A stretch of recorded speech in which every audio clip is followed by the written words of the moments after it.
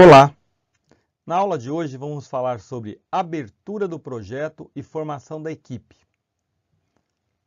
Para isso, eu dividi o assunto em 4 partes. Primeira, ciclo de vida do projeto. Depois, termo de abertura do projeto ou Project Charter. Na sequência, considerações iniciais sobre recursos humanos do projeto. E, finalmente, uma visão do PMBOK sobre gestão de recursos humanos em projetos.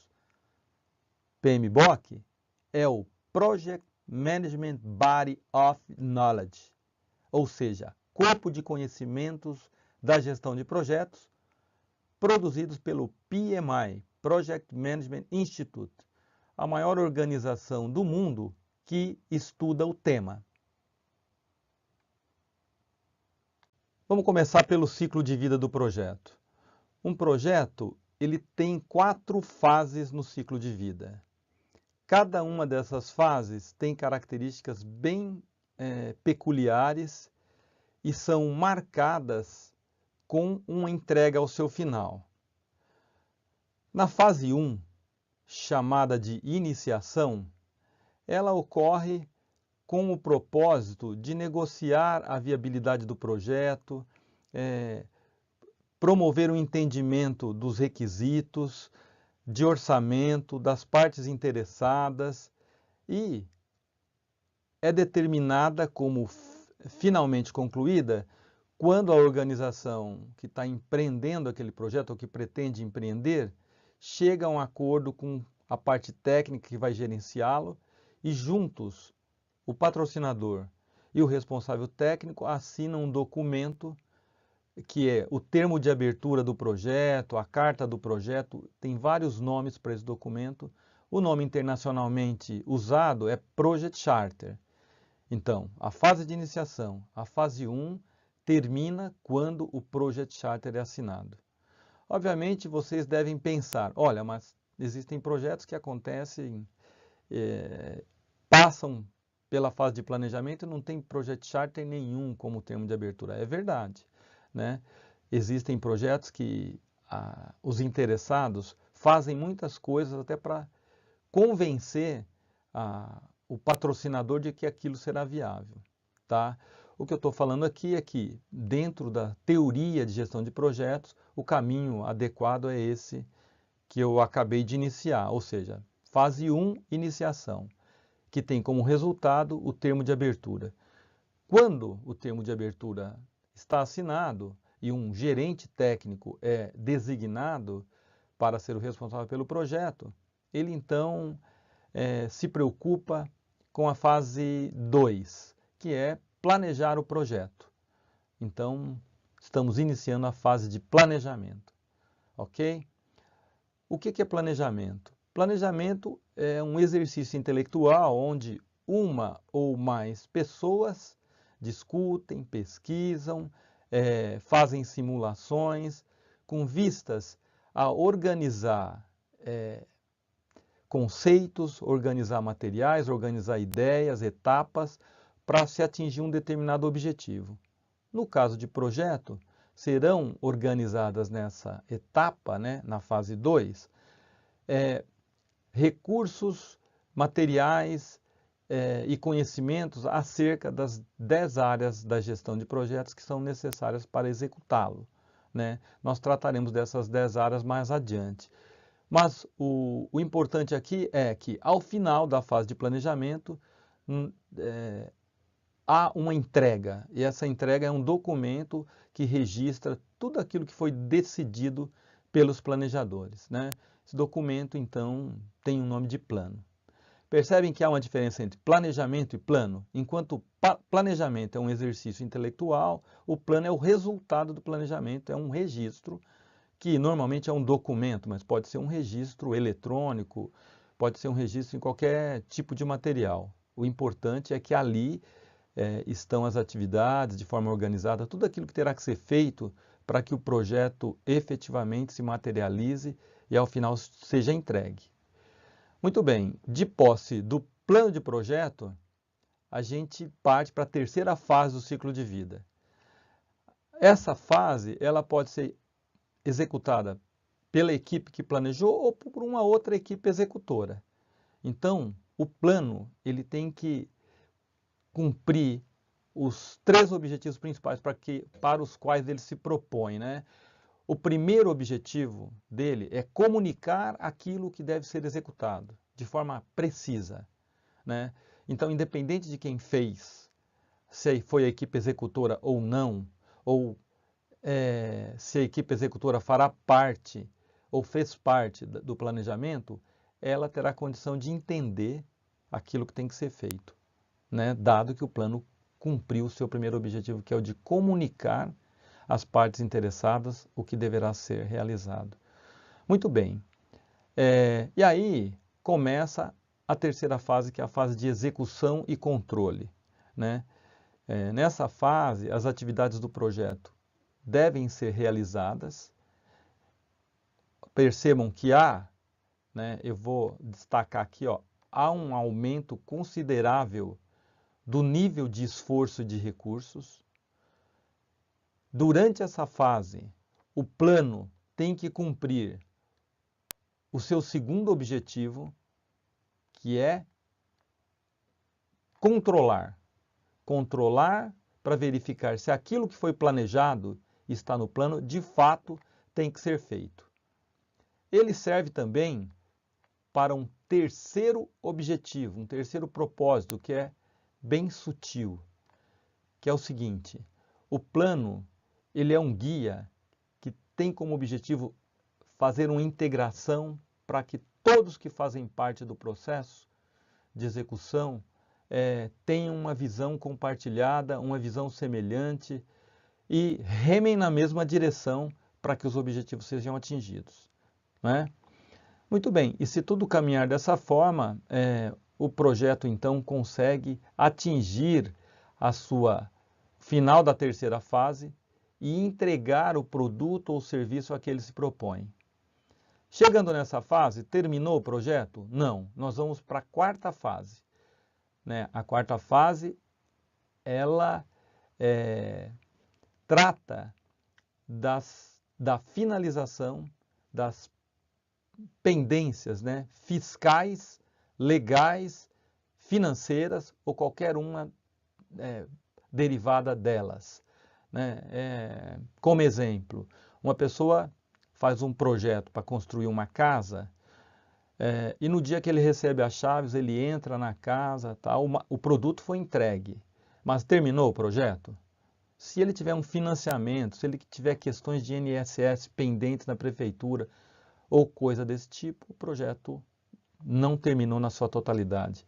Ele deve finalizar, então, com todas essas pendências e chegar ao final do projeto e, dessa forma, ao final da quarta fase do ciclo de vida. Muito bem. Aí eu vou parar aqui, Quer ver?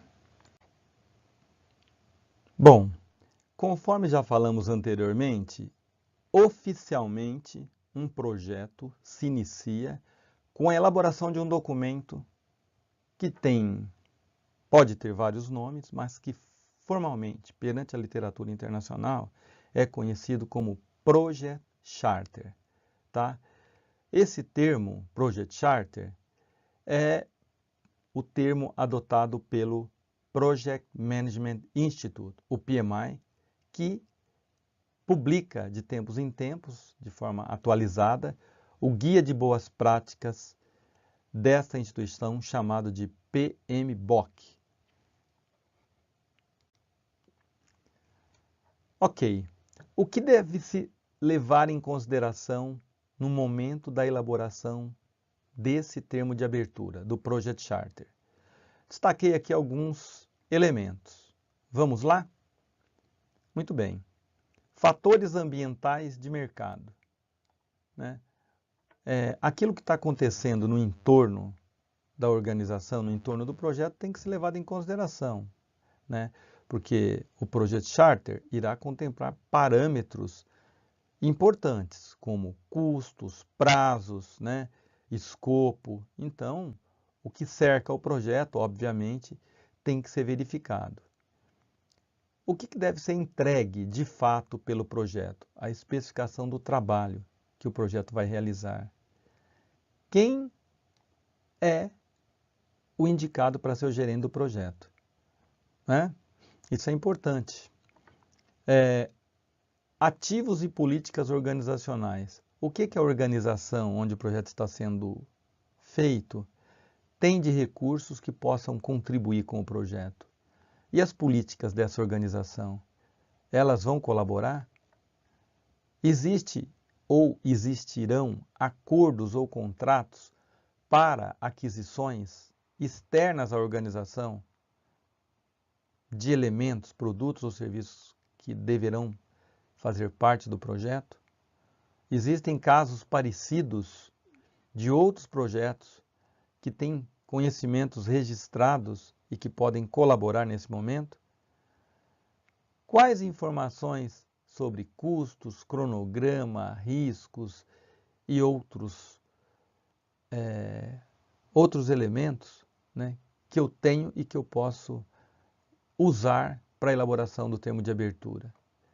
E, finalmente, quem são as partes interessadas no projeto? Ou seja, quem são as pessoas ou organizações que poderão ajudar ou atrapalhar no meu projeto?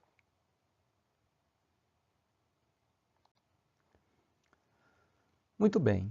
Se o Project Charter é um documento que formalmente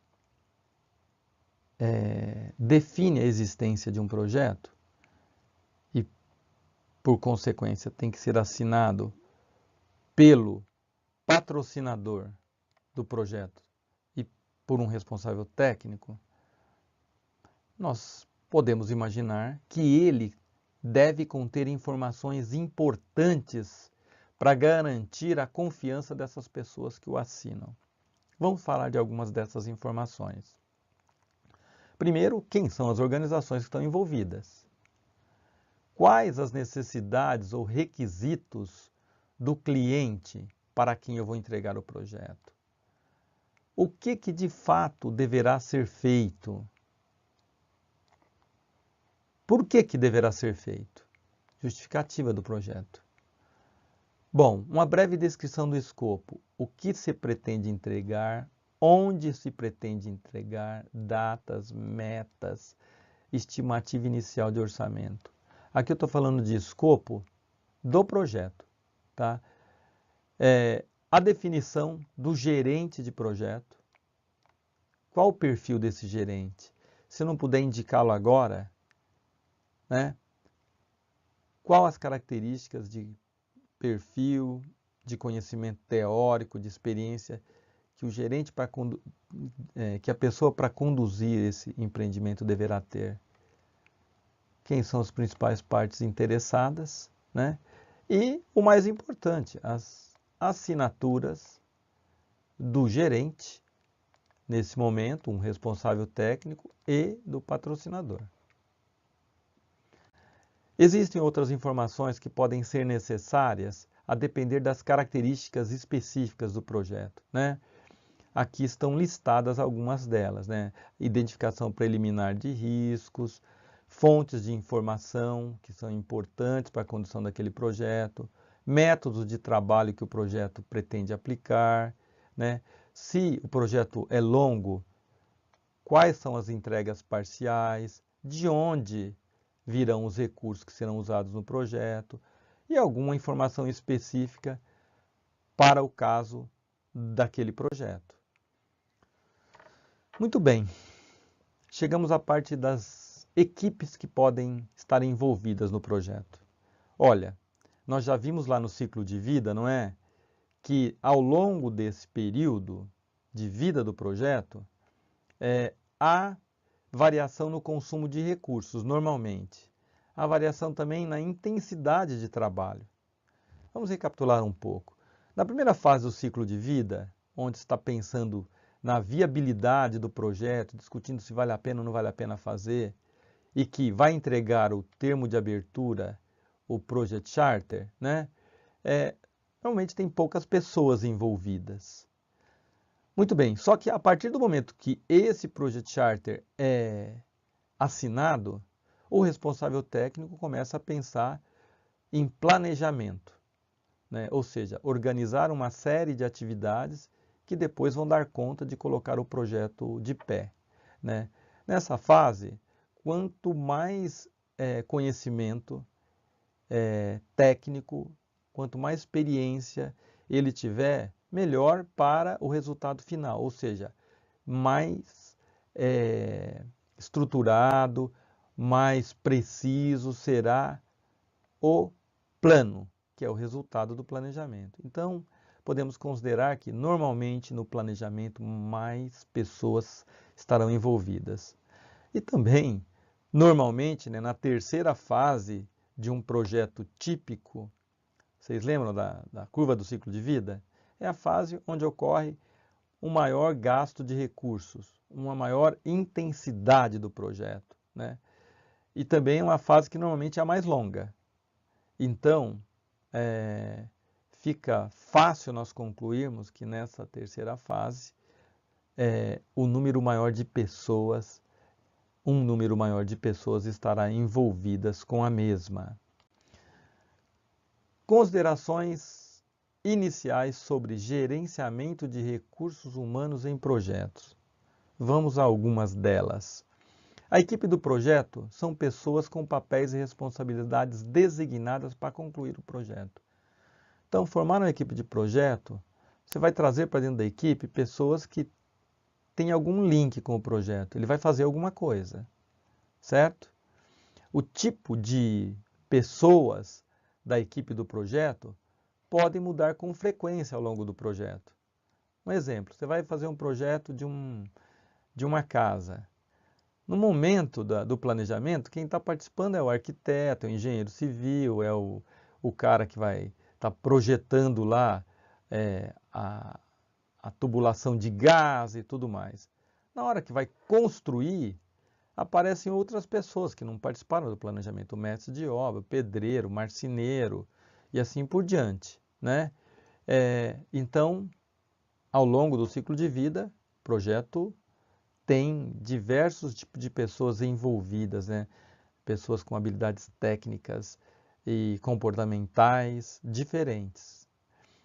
Embora sejam designados os papéis e as responsabilidades dessas pessoas envolvidas com o projeto, né? É benéfico que, dentro das possibilidades, todas elas, os da fase de execução, os da fase de iniciação, participem do planejamento, possam dar opinião, porque quando isso ocorre, você consegue um compromisso maior das pessoas que estarão envolvidas na execução, né? Você apresenta o planejamento, dá a eles a oportunidade de falar, mesmo que eles não falem, eles sabendo o que vai acontecer, isso gera uma segurança maior depois. E principalmente quando a pessoa tem oportunidade de participar do planejamento, né, ela se sente valorizada. Então, se houver essa possibilidade, envolva as pessoas que vão executar também em algum momento do planejamento, né? Mesmo que seja na reunião de kick-off meeting, ou seja, aquela reunião onde o plano está pronto e você tem que comunicar para a equipe, alinhar tudo que vai ser feito para que a comunicação já se inicie de forma correta, as pessoas possam tirar dúvidas e assim por diante, tá? Então, se você consegue envolver a equipe desde o início, além de você agregar conhecimento na fase de planejamento, você, como eu disse, né, fortalece o compromisso do grupo. Elementos que influenciam na gestão de recursos humanos em projetos. Primeiro deles, a estrutura organizacional. Como vocês já aprenderam nesse curso de administração, a estrutura organizacional, ela mostra principalmente três coisas. Primeiro, quais são os níveis de poder dentro da organização. Quanto mais hierárquica ela for, quanto mais níveis de poder ela tiver, ela vai ser mais burocrática, vai ter uma comunicação mais demorada. Segunda coisa que a estrutura organizacional mostra, como que a empresa está organizada.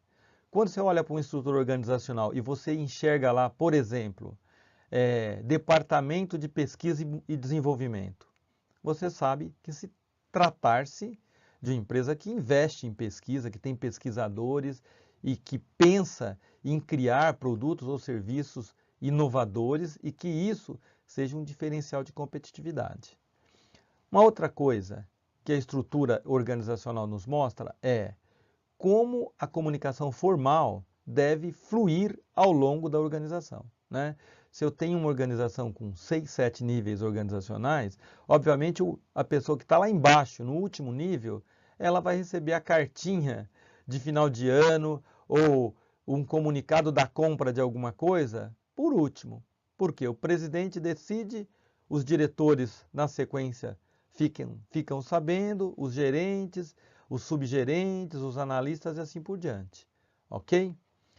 Muito bem. Então, considerando isso, né, a depender de onde o projeto está localizado dentro da estrutura organizacional, ele vai ter mais facilidade com poder, com comunicação e com alocação de recursos. Muito bem. Um segundo elemento é a negociação. Em projetos, não há uma estrutura de poder hierarquizada. Há o gerente, que normalmente faz parte da equipe, e a sua equipe. E as decisões e as ordens são tratadas no mesmo nível. Então, o gerente ele tem que ter uma grande capacidade de comunicação e de negociação para convencer a sua equipe que os caminhos e as decisões que ele está tomando são as mais adequadas. E ele tem que ouvir bastante essas pessoas, né? Dado que ele não tem muito poder, ele tem que saber ouvir para negociar e para poder convencer todos daquilo que ele tem como objetivo. Competências são fundamentais aí para os projetos, né? Vocês sabem, as competências hoje são tratadas nas escolas e nas empresas como algo a ser desenvolvido e ser buscado. Existem vários tipos de competência. Competência com tecnologia, competência para comunicação, competência para o trabalho em equipe, competência para desenvolvimento de projetos e assim por diante. Aqui eu vou classificar a competência em 4 tipos e tentar mostrar para vocês que entre esses 4 tipos há aquele que é muito desejado para a equipe do projeto e aquele que não é desejado. Muito bem, então vamos começar do pior para o melhor. O pior tipo é incompetência inconsciente, né? Ou seja, a pessoa ela não sabe fazer um determinado trabalho, alguém chega para ela e fala, olha fulano, não é assim, o certo é assim. Ela não entende e continua fazendo errado. Ou seja, ela não tem consciência da sua incompetência e não está preocupada em aprender. Esse é o tipo mais nocivo e que os gerentes de projeto buscam evitar. Existe um outro tipo, que é a incompetência consciente. Todos nós somos incompetentes conscientes. Temos consciência das nossas incompetências e por isso estudamos para tentar minimizá-las ou eliminá-las. Então, esse tipo de incompetência em projetos sempre vai acontecer, considerando que projeto é algo exclusivo, que todo o conhecimento necessário para empreender não existe. Algo vai ter que ser aprendido, vai ter que ser ajustado, vai ter que ser planejado e assim por diante. Muito bem, passamos para as competências. A competência dirigida. A pessoa conhece, sabe executar, mas precisa de alguém dando um empurrãozinho, orientando, guiando, pressionando. E, finalmente, a competência automática. A pessoa sabe fazer, é proativa, faz e faz correto. Esse é o melhor dos colaboradores do projeto. Se todos fossem assim, os projetos seriam maravilhosos e teriam um nível de êxito muito elevado. Conflitos. Quando estamos trabalhando em equipes, em projetos ou em processos, né, sempre vai haver conflitos organizacionais, que são momentos onde uma das partes envolvidas num trabalho, numa discussão, se frustra ou está próximo a se frustrar a respeito da outra.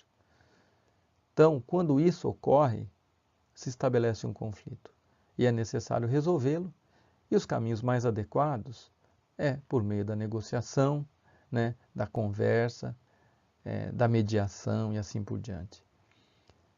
É necessário trabalhar em equipe, né? Ninguém faz nada sozinho, ainda mais em projetos cujas atividades são muitas e são conectadas umas às outras.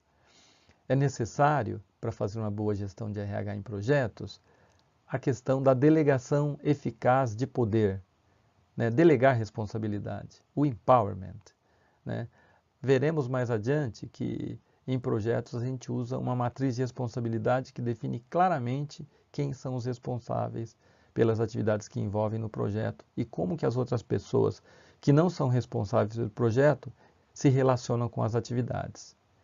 Liderança, né? O gerente de projeto, ele tem que desenvolver habilidades de liderança para que a equipe enxergue ele como alguém que deva ser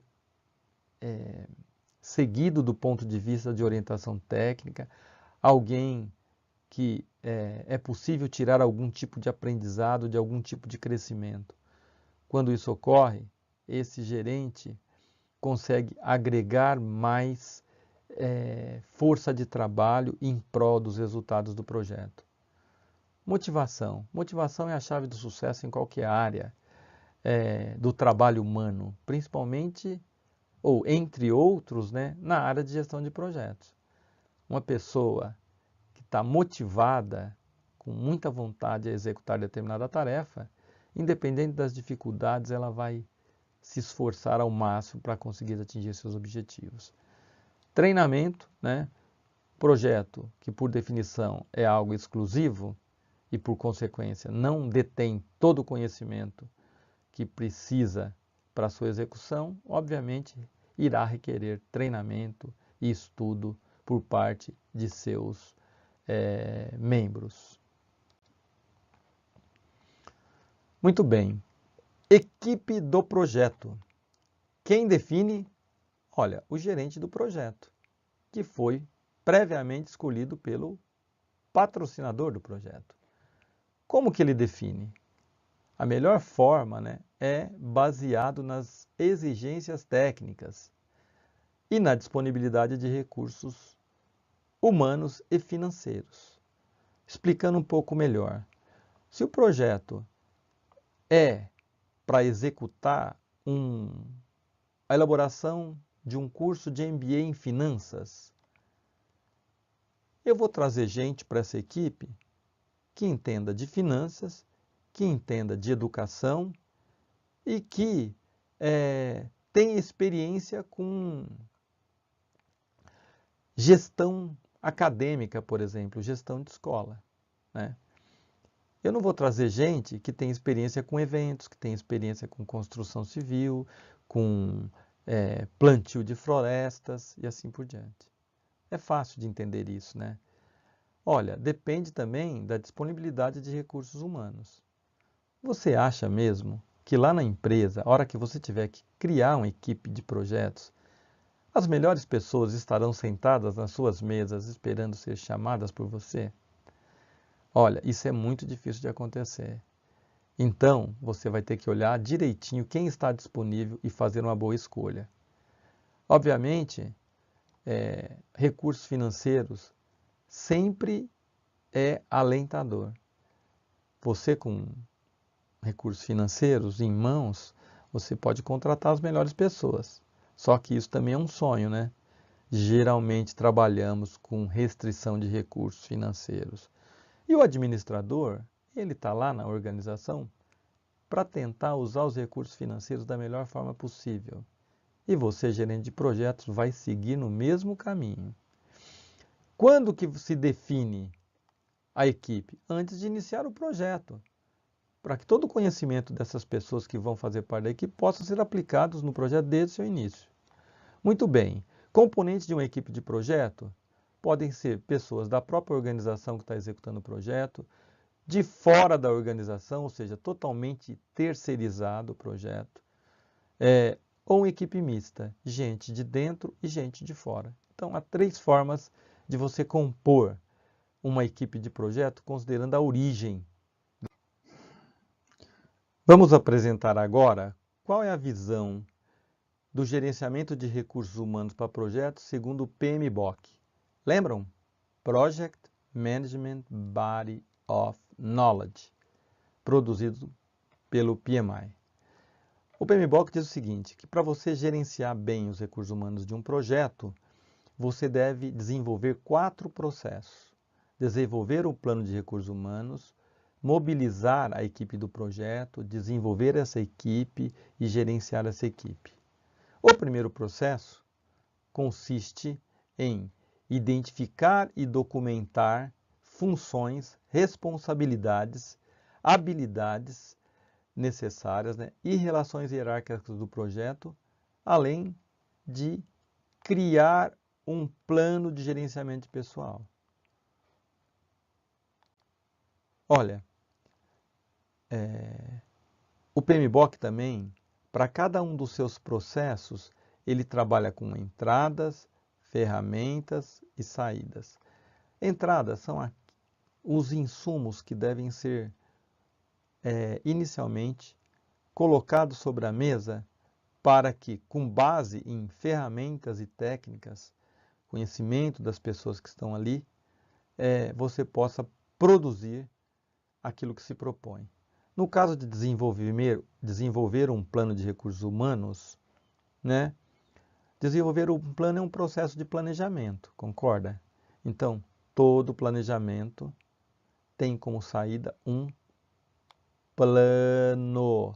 No caso de desenvolver o plano de recursos humanos, o próprio nome já está falando, a saída é o plano. E o que eu usei como ferramentas e técnicas? Eu usei teorias que eu sei sobre organizações, rede de relacionamentos para ver onde existem recursos humanos que eu possa trazer para o projeto, organogramas e descrições de cargos, quais são as funções que o projeto irá ter e assim por diante. Aqui nas entradas, eu dei uma invertida aqui na ordem da explicação, As entradas, aquilo que eu vou inicialmente colocar sobre a mesa, quais habilidades e competências que o projeto irá necessitar? O que a empresa me fornece? Existe algum ativo a mais? Alguma diretriz, alguma base de dados que eu possa utilizar da empresa para fazer esse desenvolvimento do plano? Mobilizar a equipe. Bom, eu tenho o plano de gerenciamento de recursos humanos em mãos. Lá eu identifiquei as habilidades, competências, com base nos relacionamentos, pessoas que podem ter tais habilidades e competências. Eu tenho que trazer essas pessoas para o projeto. Então, esse segundo processo diz respeito a você confirmar a disponibilidade dessas pessoas que você identificou, para obtenção dessas pessoas no projeto e dessa forma conseguir efetivar a sua designação, ou seja, sua contratação. Para isso, ainda aqui no segundo processo, eu vou trabalhar com entradas, ferramentas e técnicas e saídas. Olha, a entrada principal é o plano, onde eu tenho as habilidades, competências necessárias e as pessoas inicialmente mapeadas. Ferramentas e técnicas, eu vou negociar com essas pessoas, ver o modelo de contrato que eu vou propor para elas, vou analisar a possibilidade de equipes virtuais durante o projeto, vou ver se eu terei que usar alguma pré-designação, ou seja, será que alguém da organização necessariamente terá que estar dentro da equipe de projeto? E como saída, eu vou ter uma equipe designada, O calendário de recursos, vou atualizar o meu plano, porque agora eu já tenho o nome das pessoas. E aí eu vou para alguns detalhes aqui sobre a equipe do projeto, né? A gente recomenda que, no mínimo, os elementos que farão parte do projeto forneçam as seguintes informações: um mini currículo, por que essa pessoa está participando daquele projeto, o que ela vai trazer de habilidade e competência útil ao projeto, se ela vai ter dedicação integral, ou seja, 40 horas por semana, ou parcial, vai trabalhar uma ou mais dias, mas em tempo parcial. Como que a equipe vai ser composta, né? Como já falamos, se vai ser interna, só de gente da própria organização, externa, ou seja, vou trazer todo mundo de fora, ou mista. Durante o planejamento do projeto, tem um elemento que é fundamental para o sucesso do projeto e que sai na fase de planejamento. É a chamada matriz de responsabilidade.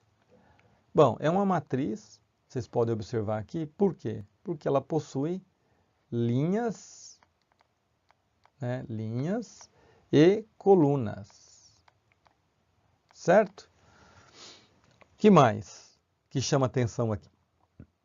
Ela descreve as atividades do projeto.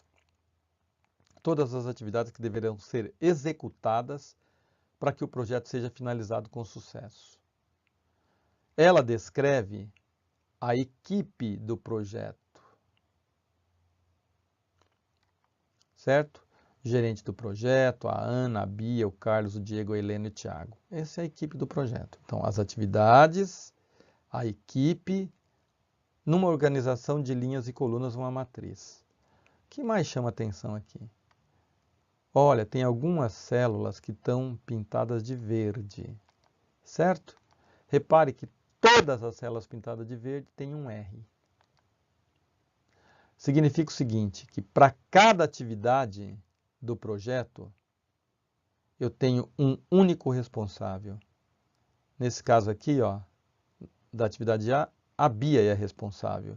Na atividade B, o gerente de projeto é o responsável. Na atividade C, a Bia novamente, e assim por diante. Reparem ainda que em cada atividade tem somente um único responsável. Olha, é uma matriz de responsabilidade. Então, por padrão, eu tenho que informar quem é o responsável por cada atividade. O restante da legenda executa, participa, toma conhecimento, não se envolve, ou qualquer outra informação que você queira sistematizar dessa forma, a equipe decide o que vai colocar na matriz de responsabilidade, exceto a responsabilidade. Se o nome é matriz de responsabilidade, né, espera-se que essa responsabilidade esteja claramente informada aí na matriz. Tudo bem? Então, esse elemento do plano de projeto é muito importante, né?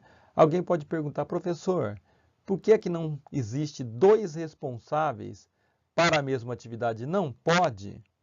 Olha, você já ouviu aquele ditado popular de que cachorro que tem dois donos passa fome? Aqui é o seguinte, atividade que tem dois responsáveis, se a atividade deu certo, graças a mim. Se deu errado, eu sabia que ele não ia colaborar. Entendeu? Então, respondendo à pergunta, teoricamente, devemos ter um único responsável. É claro que em organizações com nível de maturidade maior, equipes de projetos com nível de maturidade maior, equipes mais consolidadas e mais sênior, você pode dividir responsabilidade mesmo na mesma atividade. Tá certo? Mas aqui para nós vai ser assim, cada atividade tem um único responsável, ok? Desenvolver a equipe do projeto. O que é isso? Melhorar as competências, integrar a equipe, né? Aprimorar o desempenho dessa equipe perante aquilo que eles trazem para dentro do projeto e que vão usar para a realização das atividades.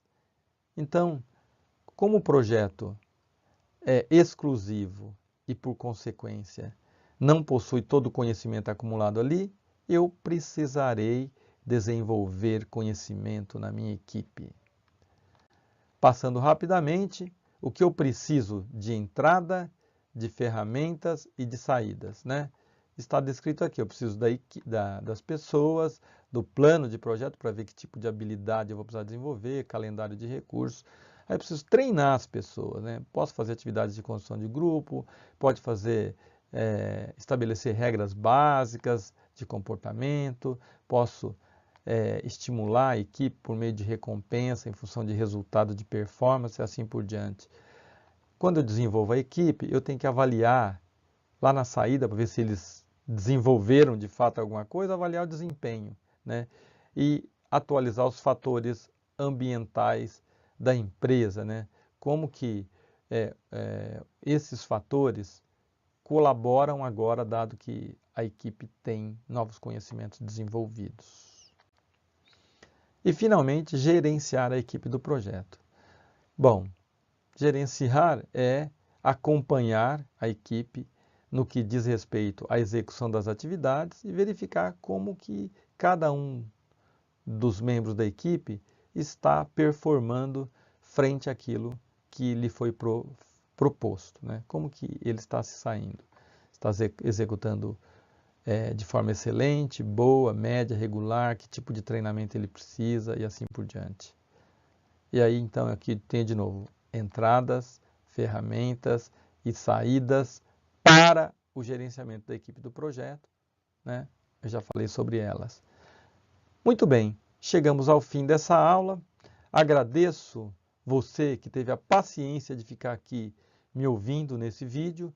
Espero encontrá-lo em breve.